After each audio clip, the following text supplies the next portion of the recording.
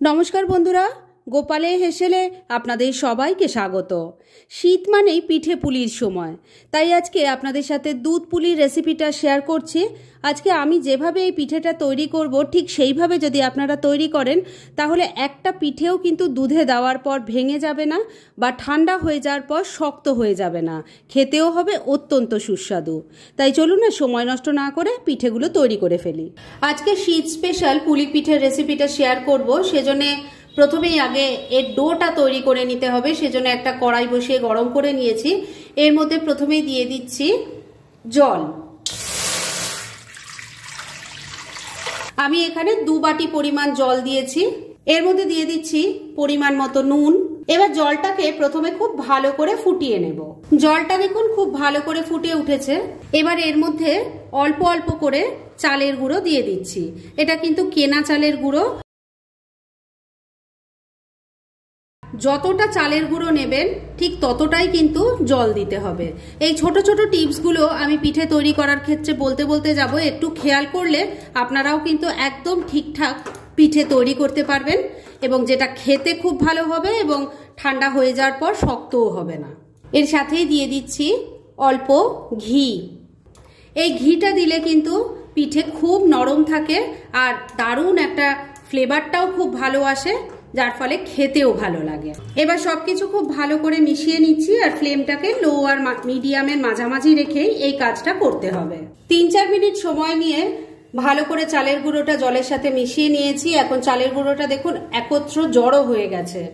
এবার আমি গ্যাসটা বন্ধ করে দিলাম আর এবার এটাকে 7-8 মিনিটের জন্য একটু ঢাকা দিয়ে রেখে দিচ্ছি, যাতে এটা একটু হাত ছোঁয়া ঠান্ডা হয়ে যায়। আর এই সময়ের মধ্যে চলুন এই পিঠের পুরটা তৈরি করে ফেলি।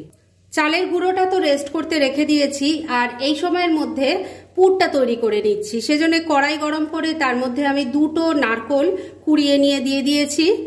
এর মধ্যে এবার গুড় দিয়ে দিচ্ছি। আমি এটা নলেন গুড় দিচ্ছি, আপনারা নিজেদের পছন্দ মতো গুড়ের ব্যবহার এখানে করতে পারেন বা যদি চান চিনি দিয়েও কিন্তু করা যেতে পারে। তবে নলেন গুড়টা নতুন গুড় তো খেতেও ভালো লাগে, দারুণ একটা গন্ধও হয়, তাই এই গুড়টা দিয়েই আমি করছি। এবার সমস্ত কিছু খুব ভালো করে মিশিয়ে নিচ্ছি। বন্ধুরা, আপনারা আমার রেসিপি দেখার সাথে সাথে আমার ফেসবুক পেজ গোপালের হেসেল তাতেও ভিজিট করতে পারেন। ডেসক্রিপশন বক্সে লিংক দেওয়া আছে। মিনিট 2 সময় নিয়ে গুড়ের সাথে নারকোলটাকে খুব ভালো করে মিশিয়ে নিয়েছি। এবার এর মধ্যে কয়েকটা এলাচের দানা ছাড়িয়ে দিয়ে দিলাম। দিয়ে দিচ্ছি একটু ক্রাশ করা কাজু কিশমিশ। সবকিছু ভালো করে মিশিয়ে নিচ্ছি আর এই সময় ফ্লেমটাকে আমি লো আর মিডিয়ামের মাঝামাঝি রেখে কাজটা করছি। এটাকে নাড়াচাড়া করতে করতে একটা পুরের মতো তৈরি করে নিতে হবে। তবে নাড়ু যেমন করি সেই ধরনের পাক করার কোনো দরকার নেই। কোন পর্যায়ে আসলে বুঝবেন যে এটা তৈরি হয়ে গেছে সেটা আমি আপনাদের অবশ্যই বলে দেব। লো আর মিডিয়ামের মাঝে ফ্লেমটা রেখে 3-4 মিনিট সময় নিয়ে ক্রমাগত নাড়াচাড়া করতে করতে পুরটা তৈরি করে নিয়েছি। এখন দেখুন এই নারকোলটা কিন্তু আর আগের মতো সেই ঝুরঝুরে নেই, মানে এক জায়গায় জমাট হয়ে যাচ্ছে।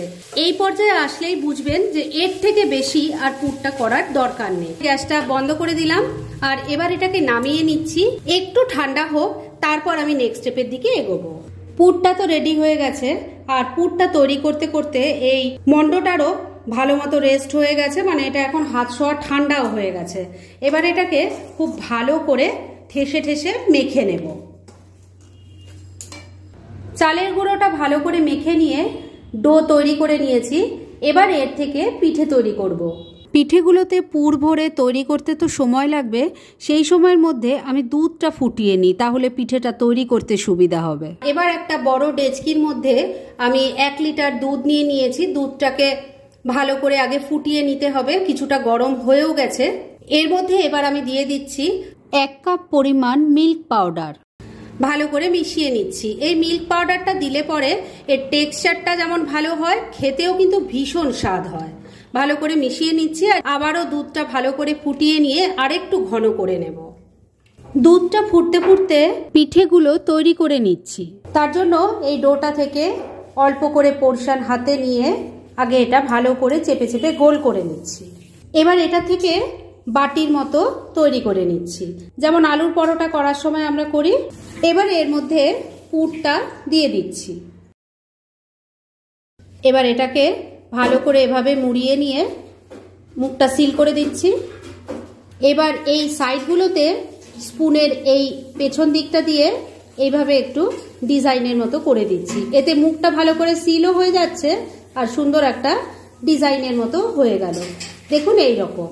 আর আমি এগুলো একটু ছোট ছোটই করছি, তবে আপনারা চাইলে কিন্তু আরেকটু সাইজে বড়ও করতে পারেন।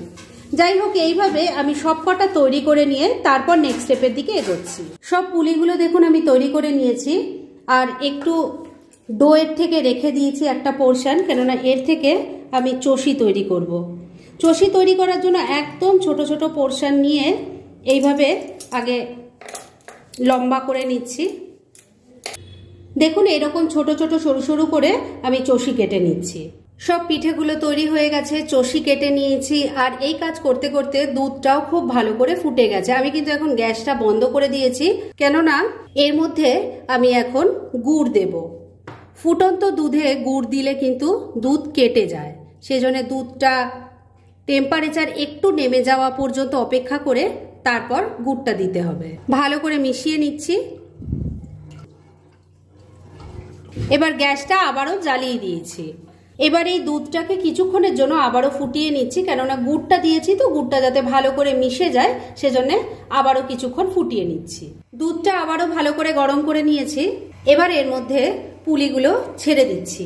বন্ধুরা, অনলাইন শপিং আমরা এখন সারা বছর সবাই করি, তাই ঘরে বসেই যদি নামি দামি ব্র্যান্ডেড কোম্পানির চয়েসেবল জিনিস অবিশ্বাস্য কম দামে পেতে চান, তাহলে ডেসক্রিপশন বক্সে টেলিগ্রাম লিংক বলে একটা লিংক দেওয়া আছে, সেখান থেকে আপনারা ভিজিট করতে পারেন আর মনের মতো যাবতীয় জিনিসপত্র কিনে নিতে পারেন, সেটাও কিন্তু প্রচুর ডিসকাউন্টের সাথে। সমস্ত পুলিগুলো দিয়ে দিয়েছি, এবার এর সাথে চষিগুলোও দিয়ে দিলাম।